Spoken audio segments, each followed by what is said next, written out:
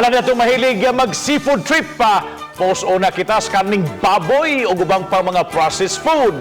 Atong tilawan ang mga putahe sa usa ka kananan, diin ang ilang gidalit kay seafood. Tara, atong sayran kung asa kining dapita o kung unsang matang sa mga seafood ang ilang gipangluto. Ani ang report. Sa Maydan, Virama, dinhi sa Dakbayan sa Subo, siguradong mabusog gayod ang mga mataong tiyan sa mga mahiligon og seafood. Ang gibida sa kananan, seafood all you can. Sa presyong 199 pesos, pwede kang magbalik-balik sa ilang seafood buffet. Diin mo sobra sa napulo ka mga putahe ang kapilian. Alang sa uban, perfect appetizer ang guso ug ang sudan nga pwedeng sawan kining kasag. Ug syempre, ang pasayan.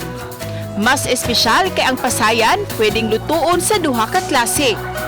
Pwede kining may timplada lang, shrimp, and then next ang sauce, and then 3 to 5 minutes una na siya maluto, then pwede na kaon. o pwede usab kining spicy flavor alang sa mga ganahan ug halang. Ug aron mas daghan og kapilian, adunay mga kinamatisang buwad ug pwede usab magpaluto og buwad pinikas o buwad nga nukos.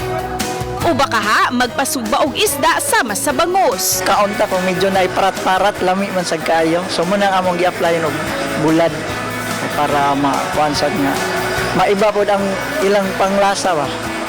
Uban ni Lian Sinkulan o Cleofer Lumayag, Cecil Kibod Castro, Balitang Pista.